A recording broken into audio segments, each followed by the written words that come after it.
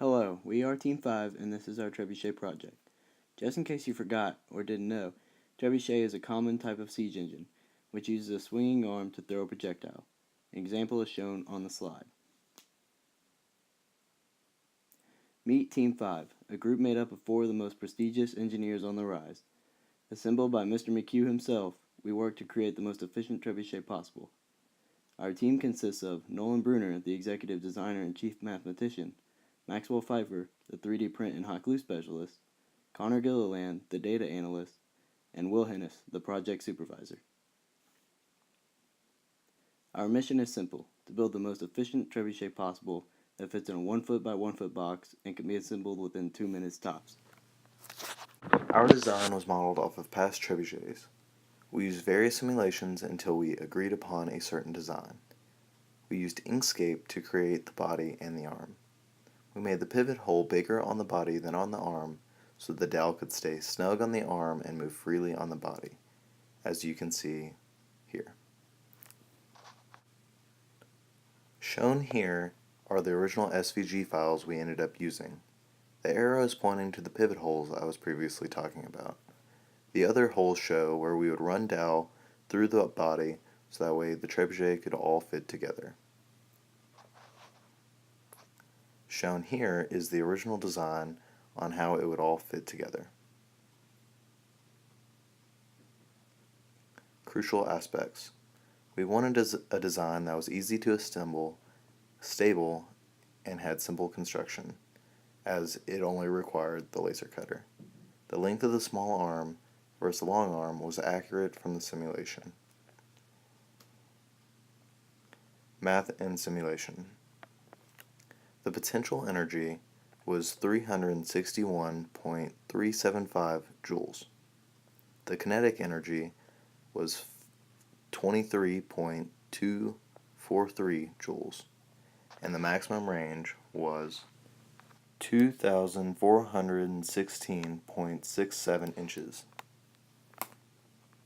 Alright, so for our Trebuchet project, the materials that we used during construction were dowel rods, wooden sheets, fishing line, cloth, aluminum rod, wood glue, and hot glue.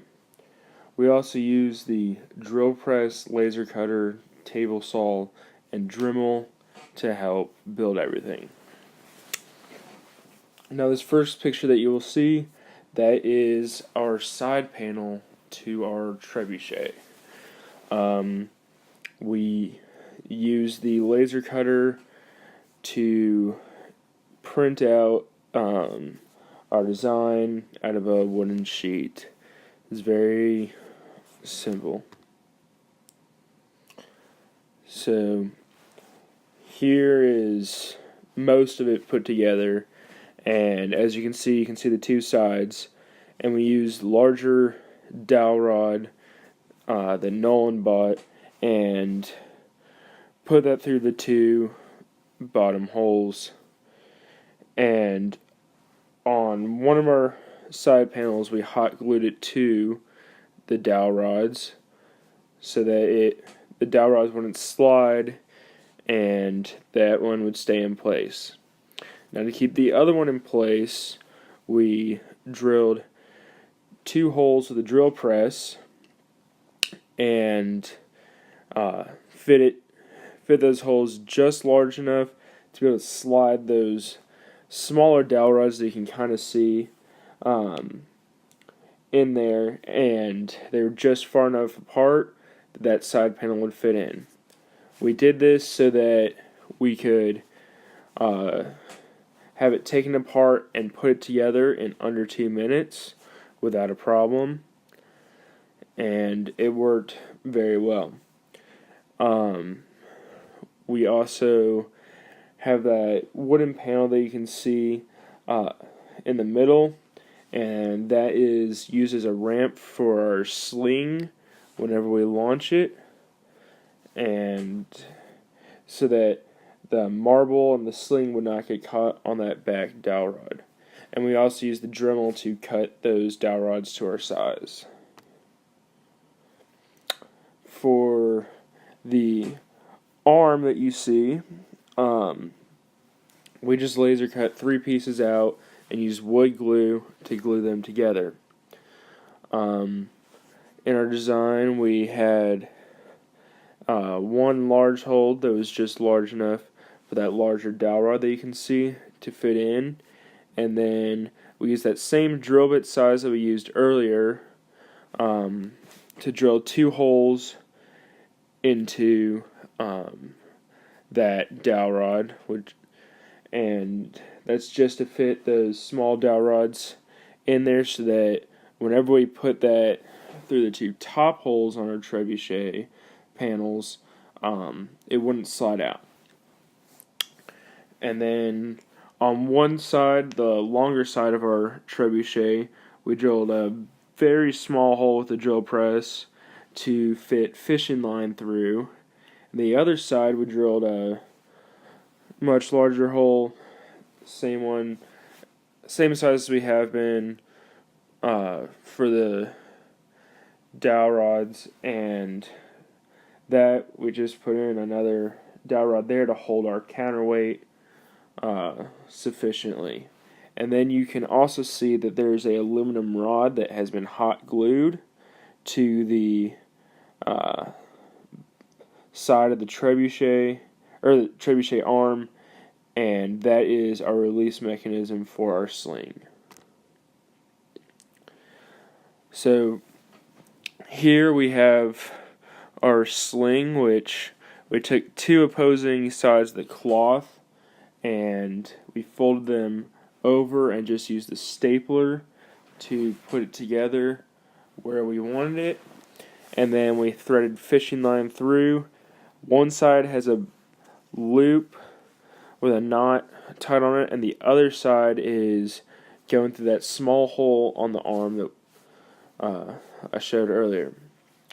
In the middle picture here, you can see an orange box. That was our first idea on a counterweight, which we did not do the math correctly, or it wasn't proportional, and it just would not hold enough weight, and we realized that after we 3D printed. And then we moved to that sack that you can see there, where we held a 6-pound steel cylinder inside of. For that, we folded it over top of itself, and then on 2 opposing sides, we folded over again and used the stapler method again to have enough area to run twine through where we could close that all up, and the dowel rod slid through that and on the arm. So here you can see our trebuchet fully put together and see how those small dowel rods fit through on the top dowel rod and why they are needed. And then you will also notice that the counterweight is not the same counterweight that we talked about earlier, and that is because in our testing we decided to change it up and use a smaller counterweight. The actual version of our trebuchet had a higher efficiency than our numerical trebuchet, mostly because we were aiming towards max range with the virtual one and not so much having an efficiency approach. That being said, our actual trebuchet did have a lower efficiency than compared to others. That was mostly because of the lack of range. On the first day of testing, we used a 6-pound counterweight, and that ended up not working out too well because the pouch that was holding it was stretching, and the counterweight hit the dowel rod a few times, and it ended up breaking it eventually. So on the second day, we downgraded to 2 1,000-gram weights and eventually just one 1,000-gram weight, and that ended up working a little better because it was less weight and we were getting the same range, which resulted in a higher efficiency than we would have gotten with the 6-pound counterweight. On the left, you can see where the counterweight was hitting the dowel rod and where the rod eventually broke. On the right, another major problem we had was the marble did not have enough space to swing freely. So we had to build a ramp for it to get up over the dowel rod. Without the ramp, it would be hitting the dowel rod, and the wire would either break or the marble would just fall out. So the length in between the dowel rods was an issue because the marble could not gather enough momentum to get a good range. So that's definitely one thing we would fix. As for the release mechanism worked out fairly well. It released it just fine, but it released it at a little bit steeper of an angle than we would have liked, which resulted in the marble being launched a little bit higher instead of lower, which would have given us a little bit more range. What we would change, we would definitely make some of the trebuchet out of stronger material, just because we had a lot of breaks. We had some small dowel rods break, which are easy to fix, but a little bit annoying. And then another major problem we had was the trebuchet was sliding and moving when the counterweight was moving.